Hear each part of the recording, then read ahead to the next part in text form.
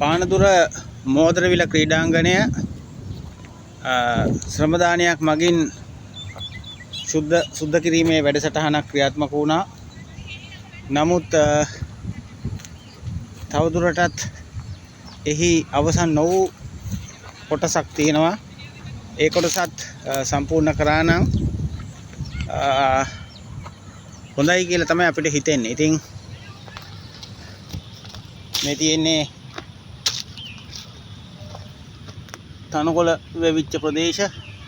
Ground එකේ විශාල ප්‍රමාණයක් අක්කර ගාණක් තියෙනවා. තව එහෙම තනකොළ වැවුණු ප්‍රදේශ අක්කර ගාණක් තියෙනවා.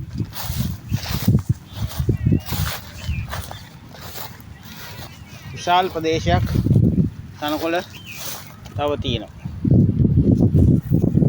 ඉතින් මේ තියෙන්නේ ප්‍රදේශ. මේ කොටස බැකෝ යන්ත්‍ර මගින් සුද්ධ කරලා තියෙන්නේ. හැබැයි මේ ප්‍රදේශය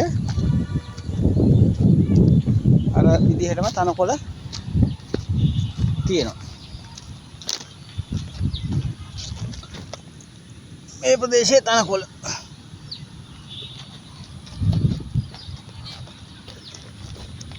මේ තනකොළ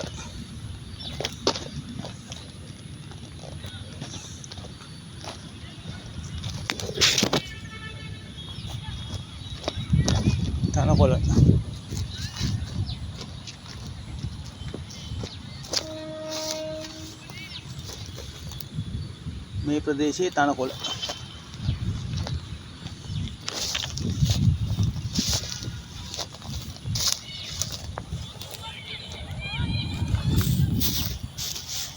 මේ දෙවන්ත තනකොළ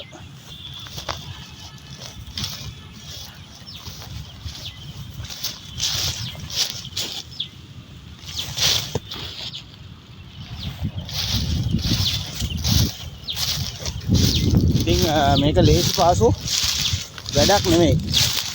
මේක ටිකක් මහන්සි වෙලා කැප වෙලා කරන්න ඕන වැඩක්. ඉතින් ඒ වගේම මේ තියෙන්නේ සුද්ධ කරලා ගොඩ ගහලා තියෙන තනකොළ රොඩු විශාල ප්‍රමාණයක් තියෙනවා. විශාල ප්‍රමාණයක්.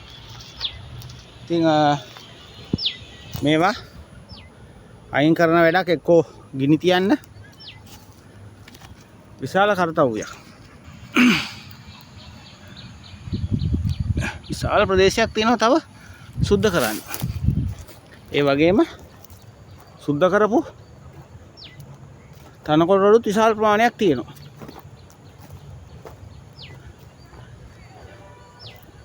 ඉතින් ග්‍රවුන්ඩ් එක සුද්ධ කිරීම ගෝසාවකින් විතරක් කරන්න බෑ. ඒකට යම් නිශ්චිත වැඩපිළිවෙලක් තියෙන්න ඕන. මේ හැම තැනම ඔබට පේන්නේ ඒ තනකොළ. මේ තියෙන තනකොළ හැම තැනම ගොඩ ගැහිලා තියෙනවා. මුළු ග්‍රවුන්ඩ් එක පුරාම තනකොළ. ඒ කියන්නේ ග්‍රවුන්ඩ් එක සුද්ධ කරන්න ශ්‍රමදානයක් දැම්මා. ඒක හොඳයි. කොටසක් සුද්ධ කරා ඒකත් හොඳයි. හැබැයි එහි අවසානයක් දකින්න බැරි වෙලා තියෙනවා. ඒක නිසා තවත් දිනයක් යොදා ගන්න ඕන. වැඩ කරනවා කියන්නේ සෙල්ලමක් නෙමෙයි. කැප වෙන්න ඕන.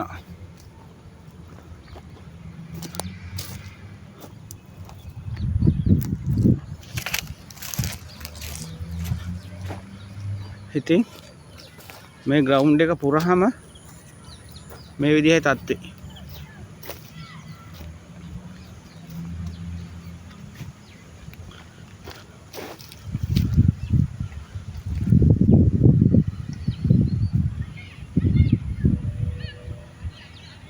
ඒක නිසා හැකි ඉක්මනින් තව දිනයක් යොදාගෙන ශ්‍රම දානයක් දාලා යන්ත්‍ර සූත්‍ර ගෙනහැල්ලා මේ ග්‍රවුන්ඩ් එක නිශ්චිත වැඩපිළිවෙලක් යටතට පත් කරමු කියන ඉල්ලීම තමයි අපිට තියෙන්නේ. ඒ වගේම කැලි කසල, ප්ලාස්ටික් බෝතල් ගොඩක් දේවල් තියෙනවා.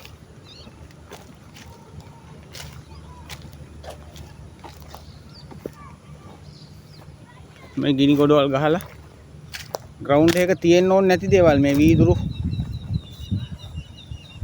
බෝතල් කටු. ඒක නිසා මේවා පාවිච්චි කරන මේවට එන කාටත් වගකීමකුත් තියෙනවා.